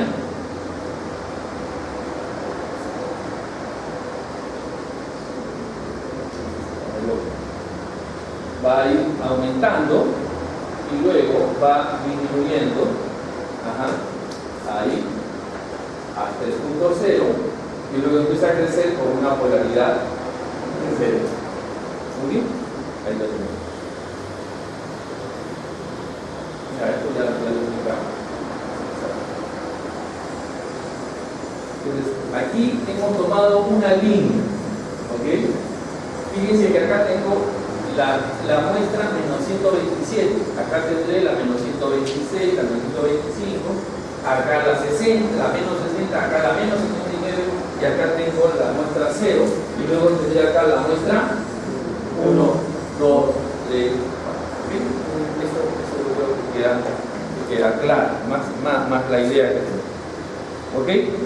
Fíjense que para un spin eco lleno la primera línea del espacio K y luego de un tiempo de repetición lleno la siguiente línea. Entonces para el spin eco, ¿okay? Para el turbo son varias líneas del espacio K hasta que termine todas. ¿Ok? Para el de datos, fíjense cómo para una imagen tengo frecuencias espaciales bajas donde me dan los contrastes de la imagen ¿ok? Y frecuencias espaciales altas, donde me da el contorno de la imagen. Las intermedias me darán un poquito de contraste y un poquito de contorno. Si junto todas las frecuencias altas, medianas y bajas, tendré la imagen con contraste y con sus bordes, o sea, con resolución espacial. Fíjense que acá estoy introduciendo el concepto de frecuencias espaciales, que es lo que significa la letra K. Por lo tanto, hacia los extremos hemos demostrado, hasta los extremos tengo la imagen fina, eso de los bordes, y hacia la parte central tengo la imagen gruesa, lo que me da el contraste. ¿Ok? Entonces yo puedo jugar con esta información. Fíjense acá cómo están repartidas las frecuencias espaciales en X, en Y, y puedo tener, fíjense, hacia la parte central tengo menos muestras, algo así. ¿Ok? Tengo frecuencia espacial baja y hacia los bordes tengo frecuencia espacial alta, ¿okay? Que se distribuye por toda la red. Como hemos visto, la transformada de Fourier, esta es una señal que sale del eco, digamos, de todos los píxeles y se suman. ¿Okay? Pero estas las puedo descomponer en ondas seno y ondas coseno, y es lo que hace la transformada de Fourier. Y lógicamente puedo hacer el sentido contrario, o sea, sumarlas todas y me da la señal que fue detectada en primer lugar.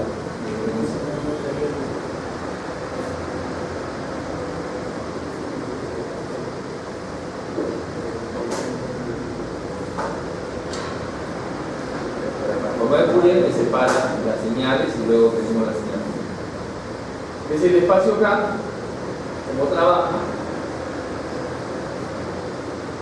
es un lugar matemático, están todas las señales y luego de aplicarle la transformada de Fourier tengo la imagen a partir de eso. Tenemos que llenar todo el espacio acá para dar la imagen final. ¿Okay? Esta parte ya la conocen, esa es la, ¿cómo se llama esta parte?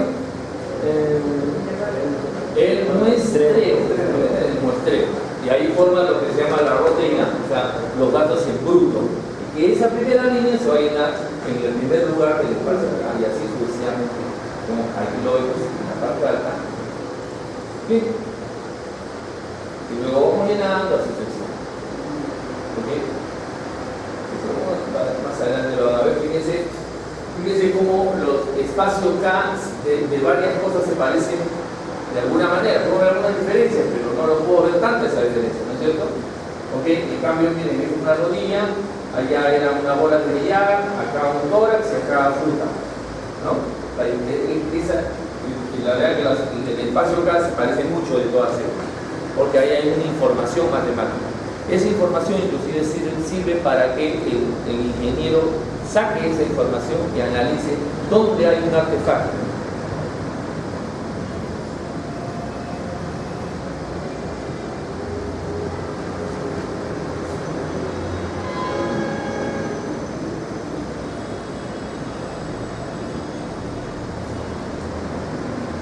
Esa sería la lista tridimensional con todas sus amplitudes del espacio K, por eso lo mostramos a sus razones. O sea, nosotros usamos esa, pero también podemos ver. Fíjense para demostrar como un cambio de un punto, ¿ok? Acá está su espacio K y su imagen. En cambio, ¿qué he hecho? A un punto, al punto central, le he dado mayor señal, o sea, digamos, le he puesto una señal anómala. ¿Ok? Esa señal anómala que está ahí se refleja en toda la imagen. ¿Se dan cuenta? A diferencia digamos, yo tengo una moneda en una radiografía, ahí nomás sale el problema. En cambio acá, ¿has visto cómo compromete el espacio acá? Porque en cada línea de espacio acá está toda la imagen. Y un puntito, un solo punto que le di un valor diferente, fíjense cómo aparece. Y de acuerdo a cómo le dé valores en otros lugares y mueva las frecuencias espaciales para crear artefactos determinados en la posición y en la angulación con respecto al centro del espacio acá. ¿Okay? Cambia, ese artefacto empieza a moverse de acuerdo a esa posición. Para mostrar lógicamente el compromiso de un punto se refleja en todo el espacio. Ahora fíjate, acá he utilizado todo el espacio acá, lo he procesado y he dado una imagen. O sea, en este caso ahora he obviado todo y solamente voy a usar ese pedacito. ¿Ok? O sea, en vez de usar todas las señales he usado, voy a usar ese cuadradito nomás y a ver qué imagen me va a dar. ¿Sí? ¿Se dan cuenta? Ese pedacito me da esa imagen. Ese pedacito tiene mucho de señales, pero los bordes no me lo dan. ¿Por qué? Porque está usando las bajas frecuencias espaciales. ¿Ok? Y ha obviado todo lo demás. ¿Ok? Vamos a ver si usamos la otra. Al revés, hemos usado todo y la parte central la hemos obviado. Tenemos una imagen donde veo puros bordes, pero no veo los contrastes. ¿Ok? Esto nos va a servir, porque esta información y esta forma de ver las cosas nos van a servir más adelante. Podemos sacar información y ponerla, lo que se llama rectángulo. ¿Lo que significa? No voy a agarrar todos los datos, solamente los que están ahí. En una columna, por ejemplo. En una columna no quiero todo lo que está adelante. Y yo puedo achicar mi field of view rectangular. Y le saco y lo obvio. ¿Eso dónde lo obvias? En el espacio acá. O sea que en vez de hacer todo el espacio acá, vas a suspender algunas líneas del espacio acá y eso hace que tengamos un pedazo más pequeño del campo de visión. ¿Ok? También esto se lo van a ¿okay? Fíjense, aquí, o sea, no quiero toda la imagen, porque me toma más tiempo. Yo quiero solamente esta parte de acá. Entonces no tomo todas las líneas del espacio acá. ¿Está bien? He obviado. Eso se llama rectangular field of view y cada fabricante tiene un nombre para poder usarlo. Con eso que haces generalmente acorta el tiempo del scan. Además que puedes obviar algunos artefactos como el movimiento de la boca o de distribución. ¿Ok? Bien. Entonces, esta es la otra cosa, ya como cosa última.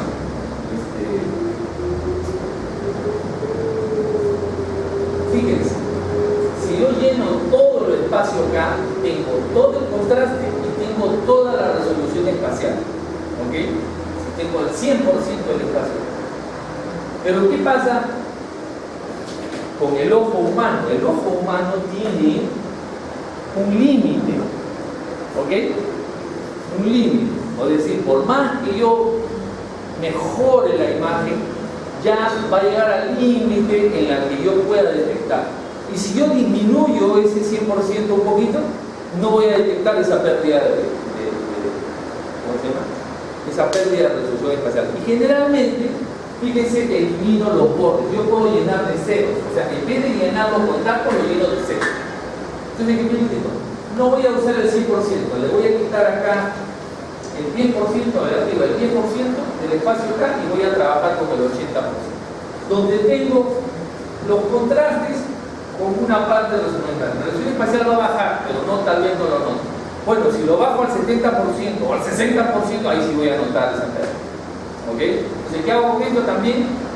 Acorto el tiempo del scan.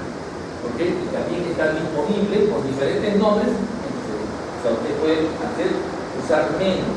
¿Okay? O tal vez no necesitan para eso, para alguna lesión, mucha resolución espacial y pueden bajar más todavía. ¿Okay? Entonces, ustedes al manipular eso, están manipulando el espacio. Utilizan menos líneas y solamente están sacrificando la resolución espacial. ¿Okay? Hasta un punto que mi ojo no pueda detectar esa diferencia. ¿Okay? Acá, por ejemplo, he sacado mucho el espacio acá, por eso se ve como borroso. Pero podría ser que yo quiera, digamos, captar en el menor tiempo una imagen. Y yo digo, sí, quiero ver solamente la sangre, cómo está pasando, no quiero ver tanto detalle, ¿no? Y por eso me he obviado bastante el espacio en ese caso. Entonces, hay varias estrategias. Inclusive yo puedo llenar la mitad del espacio acá. O sea, en vez de quitarle solamente resolución, voy a decir, bueno, le voy a quitar un poquito de resolución y un poquito de contraste. Puedo usar la mitad del espacio. De hecho, hay unas secuencias en cine que se llaman haste o single shot, que usan solamente la mitad del espacio acá. Entonces lo usan para las apneas. Tome aire, conténgalo y en 20 segundos tienes tus pies a 15 cortes. No son de gran resolución, pero es muy bueno para ubicarse, para hacer las otras secuencias que duran algo más de tiempo. ¿Ok? Entonces tenemos el rectangular field of view que hace que al no tomar alternativamente algunas líneas se acorte el field of view, ¿okay?, en la dirección de la codificadora de fase.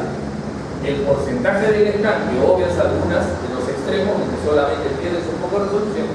Y el half scan es algo que usa prácticamente la mitad del espacio acá, con toda la resolución de un lado y todo el contraste del otro. Son estrategias. Estas estrategias, desgraciadamente, cada fabricante le va a dar un nombre. Siemens le llama haste, o sea, haste, H-A-S-T-E. ¿Ok? Y le llama, General le llama SS, Single Shot.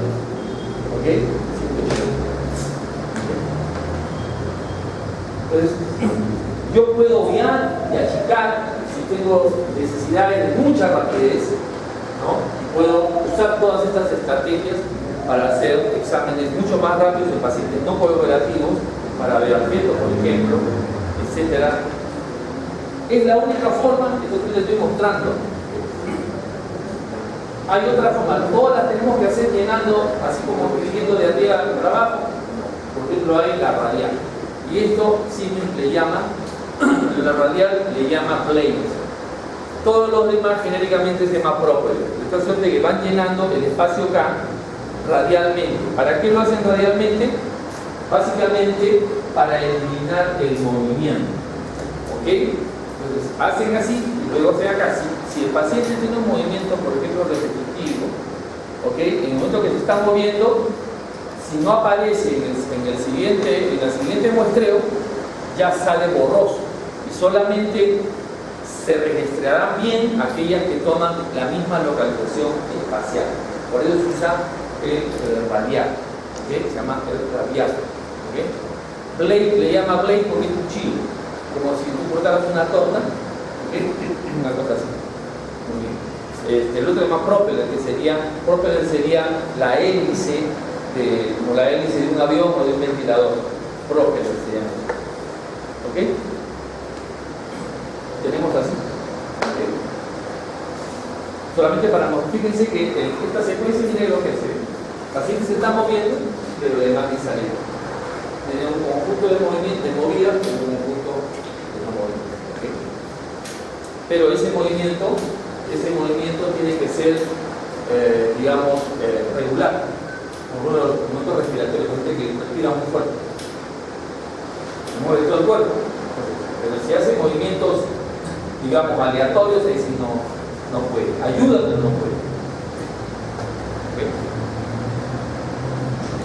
Paciente parece que cada cierto tiempo traga, pasa saliva, el play también se ayuda. Movimiento respiratorio para el hombro también. ¿Qué son las psicoplanarias? Son secuencias que en un solo tipo de repetición te llenan todo el espacio acá. Eso lo veremos en difusión, perfusión o activación cerebral.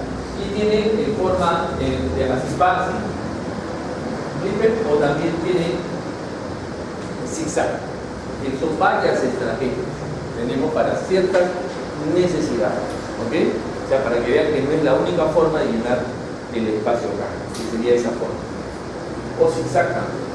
¿Ok? Y también lo podemos usar de manera espiral. ¿Okay? También podemos hacerlo de manera espiral, como en el caso de arriba.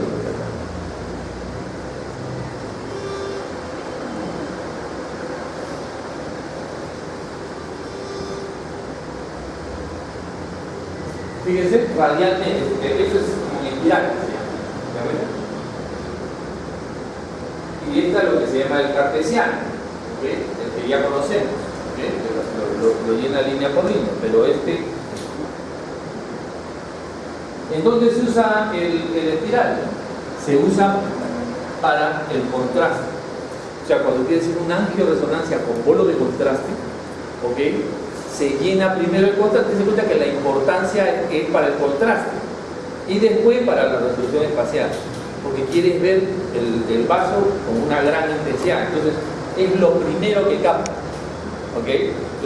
El cambio de intensidad y de contraste. Entonces se llena primero y después se llena lo demás, ¿ok? Eso se llama en espiral, al contrario de las cartesianas, que son llenadas línea por línea en el espineco, o 10 o 15 a la vez en el turbo. Entonces cada secuencia tiene su, digamos, hay secuencias que son muy rápidas, ¿no? Que se usan para cine de corazón. En este caso es un paciente que está haciendo eso que hacen los música,